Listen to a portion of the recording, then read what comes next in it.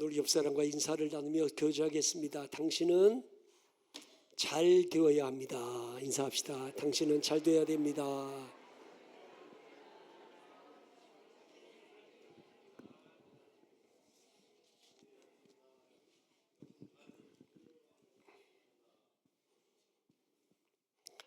C.S. 루이스가 쓴 책 중에 이런 이야기가 나와요. 조카 마귀와 삼촌 마귀가 대화를 합니다. 이 풋내기인 조카 마귀가 교회를 공격하여 넘어뜨리기 위해서 여러 번 애를 쓰지만 번번이 실패를 합니다. 이 조카 마귀가 교회를 공격하면 할수록 성도들은 더 열심히 기도하고 더 열심히 하나로 뭉치는 거예요. 심지어 막 박해를 가하고 핍박을 하니까 순교하는 성도들이 나오고 교회는 더 영적으로 힘을 얻게 되는 거죠. 조카 마귀가 삼촌 마귀에게 도움을 청했어요. 삼촌, 어떻게 하면 교회를 무너뜨릴 수 있을까요? 삼촌 마귀가 가만히 두면 돼. 가만히 두면 돼. 왜냐하면 교회는 가만히 두면 힘을 잃는다는 걸 알아요. 편안하면 무릎 꿇는 시간이 짧아지고 기도의 간절함도 줄어들고 영성도 사라지기 때문이에요. 고요히 있는 물이 썩는 것처럼 사람은 편안하면 타락하게 되어 있어요. 교회는 건드리지 않고 가만히만 놔두면 교회는 힘을 잃는다. 이런 얘기예요. 여러분, 다윗이 일평생 하나님을 온전히 따르며 하나님 마음에 합한 자로 살아요. 반면에 그 아들 솔로몬은 처음에는 하나님 잘 섬기는 것 같지만 결국에 우상 숭배에 빠져요. 그러면 다윗과 솔로몬의 차이가 뭔 줄 알아요? 다윗은 환난과 고난이 많았어요. 솔로몬은 고난이 없었어요. 평안했어요. 여러분, 인생을 살면서 고난도 없고 어려움도 없이 그냥 순탄하게 편안하게 사는 게 복인 것 같지만 절대로 아니에요. 어찌 보면 우리에게 큰 일생일대의 재앙이 뭐냐? 고난 없이 사는 거야. 그게 재앙일 수 있어요. 여러분, 다윗은요 사울 왕에게 10년이라는 세월을 쫓겨다니지 않습니까? 압살롬에게 반역당해서 맨발로 울면서 도망가지 않습니까? 죽을 병에 걸려가지고 사경을 헤매지 않습니까? 그런 고난 속에서 다윗은 하나님께 기도하게 되고 눈물 뿌리게 되고 하나님을 절대적으로 신뢰하며 사는 믿음의 근육이 생겨요. 근데 솔로몬은 달라요. 솔로몬은 어린 나이에 왕이 됐어요. 고난이 없어요. 하나님께 지혜를 얻어가지고 명성을 얻게 되고 부와 영광을 누리게 됩니다. 그러면서 그의 삶이 추락하기 시작합니다. 어찌 보면 고난이 인생을 힘들게 하는 것 같지만 사실은 그 고난이 나로 하나님께 나아가게 하는 축복의 통로일 수 있는 거죠. 자, 히스기야 왕, 그 아들 므낫세 마찬가지예요. 히스기야 왕은요 고난이 많았어요. 아수르가 쳐들어와가지고 예루살렘을 막 항복하라고 협박할 때 눈물로 기도하며 그 위기를 벗어나지 않아요? 하나님께 사형 선고 받았어요. 넌 이제 죽을 거니까 유언을 해라. 그때 하나님 앞에 눈물로 기도할 때 15년 생명 연장 받았어요. 그렇게 환난과 고난 속에서 하나님을 붙들어요. 근데 그 아들 므낫세는요 어린 나이에 왕이 됐어요. 고난이 없어요. 태평성대를 누렸어요. 이러면서 이 므낫세가 한눈을 팔기 시작하고 우상 숭배하기 시작하고 못된 짓을 다 하는데 유다의 20대 왕 중에 가장 못된 왕이 므낫세입니다. 그 아버지 히스기야는 얼마나 훌륭해요. 근데 그 아들 므낫세는 망나니예요. 보통 망나니가 아니에요. 므낫세가 행한 악한 일이 뭐냐? 아버지 히스기야가 헐어버린 산당을 다시 세우고 바알을 위하여 제단을 쌓고 아세라 목상을 만들고 우상 숭배를 하기 시작합니다. 여호와의 성전 마당에다가 1월 성신을 위하여 제단을 쌓았어요. 하나님의 성전을 더럽히잖아요. 흰놈의 골짜기에서 자기 아들들을 불 가운데로 지나가게 하는, 사람을 제물로 바치는 이런 일을 합니다. 의로운 자들을 얼마나 많이 죽였느냐? 열왕기하 21장 16절에 므낫세가 무지한 자의 피를 심히 많이 흘려 예루살렘 이 끝에서 저 끝까지 가득하게 하였더라. 그러니까 이 므낫세 때 이사야 선지자가 순교를 당하지 않습니까? 므낫세가 수많은 의로운 자들을 죽입니다. 고생 없이 자란 므낫세, 아쉬움 없이 자란 므낫세, 금수저로 태어난 므낫세, 그는 하나님께 간절히 기도할 필요성을 못 느꼈어요. 왜? 고난이 있어야지, 환난이 있어야지. 위기가 없었는데 그렇게 편안하게 살다 보니 간절하게 기도한 적이 없어요. 눈물 뿌려 기도한 적이 없어요. 여러분, 우리의 인생에 위기가 닥치고 절망에 이르르고 그래서 하나님께 눈물로 기도한 사람이 없다면 이게 축복일까요? 그래, 하나님께서 이 므낫세에게 선지자를 통해서 말씀하시는 거예요. 안 들어요. 그렇게 선지자를 통해서 말씀을 주어도 못 깨달아요. 오늘 말씀 10절을 같이 보시죠. 다 같이 시작. 여호와께서 므낫세와 그의 백성에게 이르셨으나 그들이 듣지 아니하므로. 안 들어요. 말씀을 아무리 전해도 안 들어요. 그러니까 하나님께서 이번에 극단의 처방을 내리신 게 뭐냐? 아수르 왕으로 하여금 예루살렘을 쳐들어가게 하시고 결국 므낫세가 포로로 끌려가는 거죠. 자, 여러분 11절을 보시죠. 다 같이 시작. 여호와께서 아수르 왕의 군대 지휘관들이 와서 치게 하심에 그들이 므낫세를 사로잡고 쇠사슬로 결박하여 바벨론으로 끌고 간지라. 아멘. 자, 이제 한 나라의 왕이 포로가 돼서 쇠사슬에 매여서 질질질 끌려갑니다. 이 비참한 신세가 되니까 므낫세가 어떻게 해요? 이 절체절명의 위기에서 므낫세가 내가 한 나라 왕이었는데 이렇게 쇠사슬에 매여가지고 포로를 끌려가니 차라리 죽어버리자. 그리고 자살을 했나요? 이때 므낫세가 무슨 생각을 했냐면, 아버지 히스기야가, 우리 아버지 히스기야가 어려울 때마다 눈물로 기도하고 매달려 기도하는 걸 보았잖아요. 자, 이 절체절명의 위기에서 므낫세가 아버지가 기도하던 모습을 생각하며 하나님께 기도하는 거예요. 하나님 살려주세요. 나 한 번만 도와주세요. 그리고 겸손히 하나님께 부르짖어 기도하는 거예요. 하나님께서 므낫세의 기도를 들으시고 그를 포로에서 예루살렘으로 돌아와 다시 왕위에 앉도록 회복케 하는 은혜를 주셨습니다. 자, 오늘 말씀 같이 보시죠. 자, 12절 다 같이 시작. 그가 환난을 당하여 그의 하나님 여호와께 간구하고 그의 조상들의 하나님 앞에 크게 겸손하여 13절 시작. 기도하였으므로 하나님이 그의 기도를 받으시며 그의 간구를 들으시사 그가 예루살렘에 돌아와서 다시 왕위에 앉게 하심에 므낫세가 그제서야 여호와께서 하나님이신 줄을 알았더라. 아멘. 여러분, 이 환난이 므낫세에게 복일까요? 화일까요? 복이죠. 여러분, 이게 복이냐 화냐? 물질이 복입니까 화입니까? 이 물질 때문에 하나님을 가까이 하면 물질은 복이고, 이 물질 때문에 하나님께로부터 멀어지면 물질은 화인 거예요. 하나님이 나에게 부귀영화를 주셨어요. 권력을 주셨어요. 명예를 주셨어요. 그것 때문에 하나님께 멀어지면 그건 화인 거예요.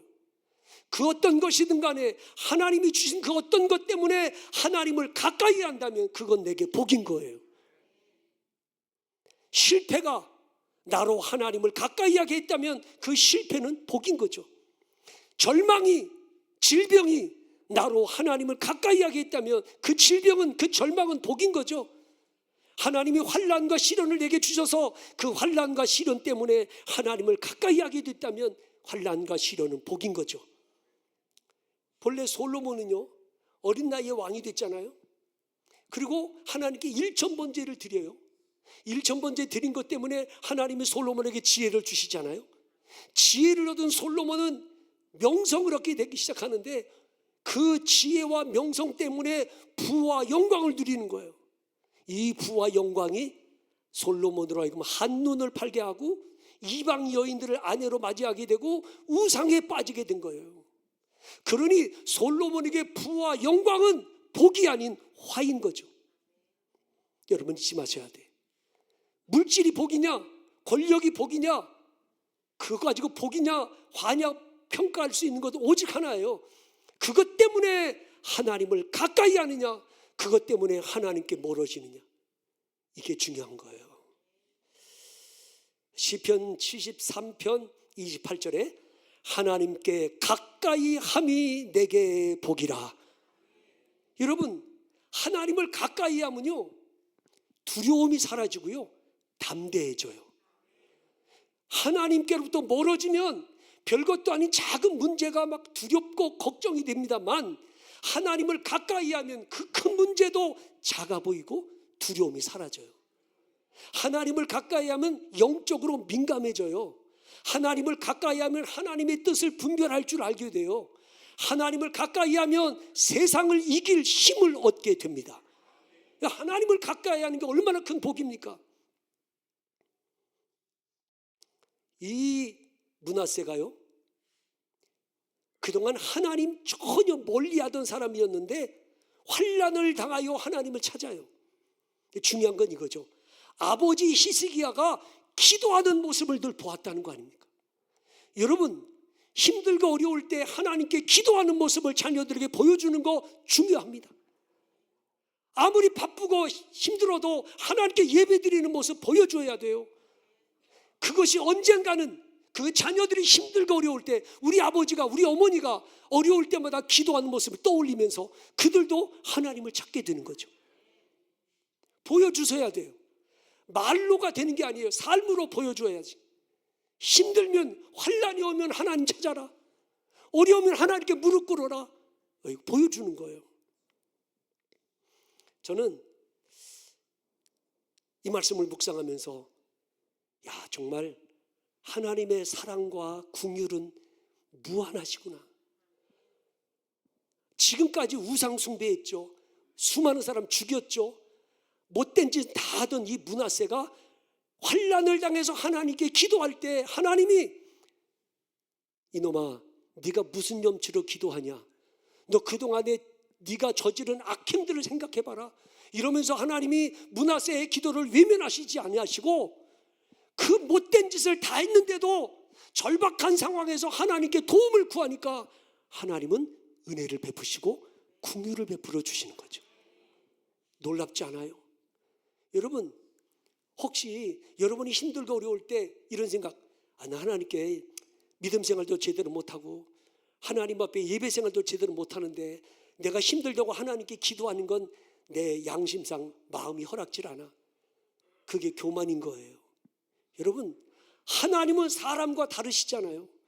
하나님은 우리가 어떠한 상황에서든지 겸손히 하나님을 붙들기만 하면 하나님은 은혜를 주시는 거죠. 더 놀라운 건 이거예요. 므낫세가 믿음으로 기도한 게 아니잖아요. 13절 한번 보실까요? 13절 보시면 본문 13절 끝에 하반절에 보면 므낫세가 그제서야 여호와께서 하나님이신 줄을 알았더라. 예? 이 말이 무슨 뜻이에요? 그동안에는 여호와가 하나님이신 줄 몰랐어요. 하나님이 역사의 주관자이시며 우리의 생명을 주관하시는 분인 줄 몰랐어요. 이제서야 자기가 환난을 당하여 하나님께 간절히 기도했더니 하나님이 자기를 다시 회복시켜 주시는 걸 보면서 이제야 여호와가 하나님이신 줄 알았다. 그전에는 믿음이 없었어요. 그러니까 지금 므낫세가 하나님께 기도한 건 믿음이 있기 때문에 기도한 거 아니에요. 너무 다급하니까, 너무 절박하니까, 도와줄 자가 없으니까 하나님을 붙잡은 거야. 근데도 하나님은 믿음이 없이 그저 하나님을 의지한 그 겨자씨만한 마음을 보시고 응답을 해주시고 은혜를 베풀어 주셨잖아요.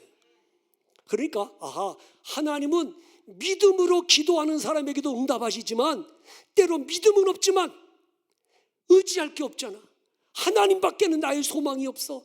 그래 하나님 앞에 기도했더니 하나님이 그 절박함을 보시고 그에게 은혜를 베풀어 주시는 거죠. 믿음이 있어야만 기도하는 게 아니에요. 하나님이 아니면 나를 도와줄 사람이 없어. 하나님이 아니면 이 어려움에서 벗어날 수가 없어. 그래서 하나님 앞에 간절히 기도하면 하나님은 그 간절함, 그 겸비함을 보시고 응답을 해 주시는 거죠. 이와 같은 상황이 마태복음 8장에 또 나오는데, 예수님과 제자들이 배를 타고 가다가 풍랑을 만나잖아요. 예수님은 주무시고 계셨는데 제자들이 예수님을 막 깨우면서 주여 우리를 구원하소서, 우리가 죽겠나이다.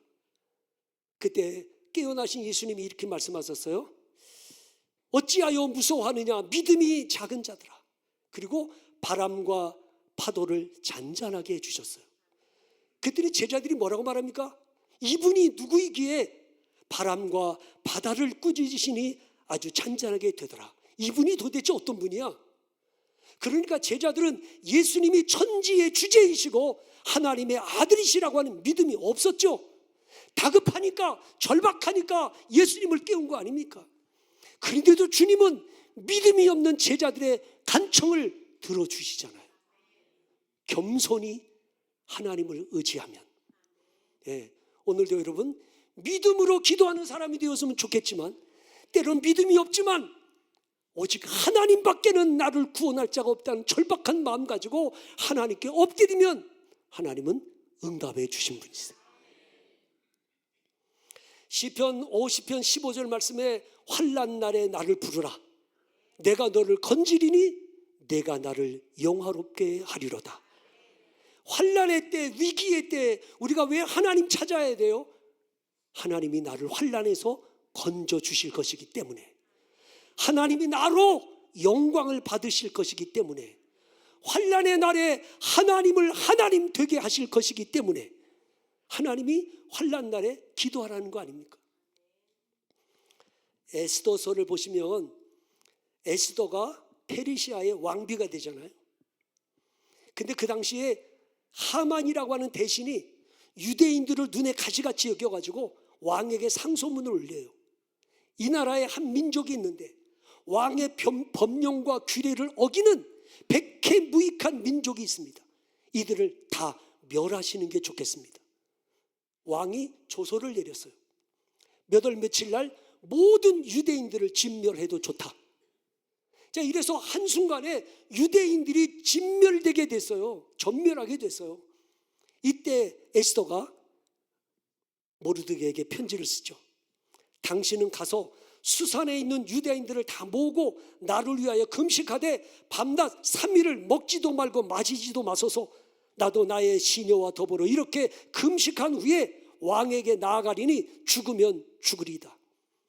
그 에스더가 이 절박한 상황에서 하나님께 간절히 기도하고 부르짖을 때 하나님이 진멸당할 유대인들을 구원해 주시고 모르드게를 총리의 자리에 앉혀주시고 인생 역전을 시켜주십니다. 환난의 날에 하나님을 찾아야 합니다. 국가적으로 어려울 때 하나님께 부르짖으면 하나님이 환난에서 이 민족을 구원해 주실 것이고, 여러분의 가정에, 기업에, 여러분의 삶에, 인생에 환난이 닥쳤다면 그때 하나님을 찾으면 하나님이 나를 건져주시고 하나님이 하나님 되심을 보여주실 거예요. 캐몬스 윌슨이라는 사람이 있어요. 캐몬스 윌슨. 여러분 이 사람이 누군지 모르지만 나중에 알게 될 거예요. 이 캐몬스 윌슨이라는 사람은 제조소에서 직원으로 일을 했어요. 어느 날 회사에 출근했더니 책상 위에 해고 통지서가 놓여 있는 거야. 오늘부로 당신은 회사에 나오지 않아도 됩니다. 망연자실했죠. 평생을 청춘을 다 바쳐서 이 회사를 위해서 헌신했는데 말 한마디 없이 해고 통지서를 딱 받았으니 이게 말이 됩니까? 막 억울하고 분하고 속상하고 막 상사에 대한 증오하는 마음, 미워하는 마음 때문에 그날부터 폐인처럼 삽니다. 어느 날 아내에게 이렇게 말하죠. 여보, 나는 더 이상 살고 싶지가 않아. 내가 최선을 다해서 살았는데 되는 게 없어. 그러니까 아내가 이렇게 말을 해줬어요. 여보, 당신이 지금까지 최선을 다했지만 한 번도 시도하지 않은 일이 있어요. 당신은 하나님께 간절히 기도한 적이 없어요. 그 말을 듣고 이 캐몬스 윌슨이라는 사람이 그러면 한번 하나님께 간절히 기도해보자. 그 둘이서 그날부터 부부가 하나님께 간절히 기도하기 시작했어요. 기도하는데 제일 먼저 마음속에 증오와 미움과 분노가 눈녹듯이 다 녹아져 내렸어요. 그리고 또 열심히 간절히 기도하는데 아이디어가 떠오르는 거예요. 그래가지고 집을 담보로 은행에서 대출을 받아가지고 건축업을 시작했습니다. 근데 5년 만에 이 건축업이 막 얼마나 잘 되는지 중견 기업으로 자라났어요. 하나님께 막 기도하는데 하나님이 또 아이디어를 주시는 거예요. 네가 여행을 다녀보면 알지만 호텔들이 비싸기만 하고 별로 안 좋은 데가 얼마나 많으냐. 네가 호텔을 짓거라. 그래가지고 이 사람이 그러면 저렴한 가격에 아주 좋은 호텔을 지어보자 해서 호텔을 짓기 시작하죠. 하나 짓고 두 개 짓고 이 나라에 짓고 저 나라에 짓고 그래가지고 전 세계에 호텔 체인망을 갖게 됐는데 홀리데이 인 호텔인 거죠. 이 홀리데이 인 호텔이라고 하는 이 호텔을 캐몬스 윌슨이라는 사람이 해고 통지서 받고 낙심과 절망 가운데 있을 때 그가 하나님께 부르짖었더니 하나님 그를 들어 세계 호텔 체인망을 가진 홀리데이 인 호텔을 짓게 만드셨고 그를 하나님이 존귀하게 써주셨어요. 여러분, 환난의 때 정말 너무너무나 속상하고 억울하고 분하고 절망적인 상황에 놓여 있을 때 그때 하나님을 찾으셔야 돼. 하나님을 찾으면 하나님이 그 환난에서 나를 건져주시고 나로 하여금 하나님의 영광을 드러내는 역전의 주인공으로 우리를 써주실 줄 믿습니다. 기도하겠습니다.